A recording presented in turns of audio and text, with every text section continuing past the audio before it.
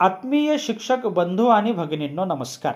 मी माझ्या शैक्षणिक यूट्यूब चॅनलमध्ये आपल्या सर्वांचं सहर्ष स्वागत करतो। आज आपण घरभाडे भत्ता आणि महागाई भत्ता या दोन्हीही अनुषंगाने महत्त्वाची माहिती जाणून घेणार आहोत। आपल्या सर्वांना कल्पना आहे की केंद्र सरकारने केंद्रीय कर्मचाऱ्यांच्या महागाई भत्त्यामध्ये 4% वाढ केलेली आहे।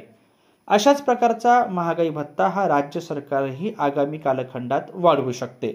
अद्याप मात्र तशा प्रकारचा निर्णय झालेला नाही, हे आपण या ठिकाणी लक्षात घेतलं पाहिजे। सध्या जो आपल्या महाराष्ट्राचा महागाई भत्ता आहे तो 46% आहे। 1 जुलै 2023 पासून 42% वरून 46% महागाई भत्ता करण्यात आलेला आहे।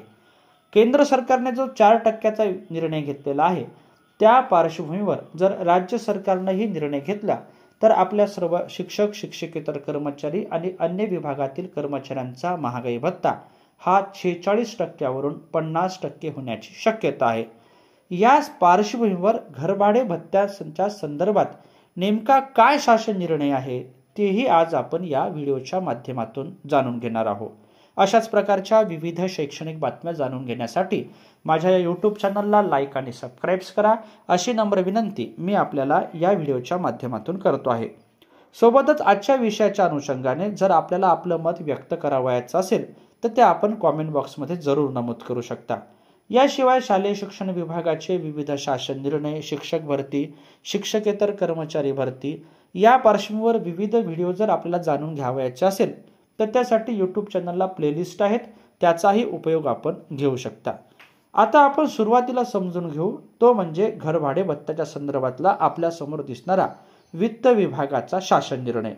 हा वित्त विभागाचा शासन निर्णय आहे 5 फेब्रुवारी 2019 चा आणि याच्यामध्ये महत्त्वाचा जो भाग येतो तो गावांचं शहरांचं झालेलं वर्गीकरण। X वर्गीकरणातली शहरं किंवा गावं, Y वर्गीकरणातली शहरं किंवा गावं आणि Z वर्गीकरणातली शहरं किंवा गावं याच्यामध्ये कोण येते याच्या आधीच्या संदर्भात विविध प्रकारे आपण त्याचं विश्लेषण केलेलं आहे। मुख्य मुद्दा जो आहे तो आपला घरभाडे भत्त्याच्या संदर्भातला आहे। X साठी 24%, Y साठी 16% आणि Z साठी 8% अशा प्रकारचा घरभाडे भत्त्याचा सुधारित दर हा 2019च्या अनुषंगाने आहे। याच्या खालचा जो भाग आहे तो आपल्या सर्वांसाठी महत्त्वाचा आहे। तथापि X, Y व Z वर्गीकृत शहरांना अनुक्रमे किमान ₹5400, ₹3600 व ₹1800 इतका घरभाडा भत्ता अनुज्ञेय राहील। ज्यावेळी 7व्या वेतन आयोगानुसार अनुज्ञेय केलेला महागाई भत्ता हा 25%ची मर्यादा ओलांडेल त्यावेळी वरील प्रमाणे वर्गीकृत शहरांना अनुक्रमे 27%, 18% व 9% दराने घरभाडे भत्ता मंजूर करण्यात यावा। कधी तर महागाई भत्ता हा 25%ची मर्यादा ओलांडेल तेव्हा। आता मात्र फरक झालेला आहे, तो आता 50% कडे जातो आहे। त्यासाठी काय म्हटलं ते पहा। तसेच ज्यावेळी 7व्या वेतन आयोगानुसार मिळणारी महागाई भत्त्याची रक्कम ही 50% पेक्षा अधिक होईल त्यावेळी वरील प्रमाणे वर्गीकृत शहरांना अनुक्रमे 30%, 20% व 10% अशा वाढीव दराने घरभाडे भत्ता मंजूर करण्यात यावा। यातला एक शब्द फार महत्त्वाचा आहे, तो या ठिकाणी लक्षात घ्यावा लागेल। वरचा जो भाग होता तो 25%चा होता महागाई भत्त्याच्या अनुषंगाने। इथे मात्र काय म्हटलेलं आहे की महागाई भत्त्याची रक्कम ही 50% पेक्षा अधिक होईल त्यावेळी वरील प्रमाणे वर्गीकृत शहरांना घरभाडे भत्ता मंजूर करावा। 50% पेक्षा अधिक होईल हा शब्द जो आहे तो अत्यंत महत्त्वाचा आहे।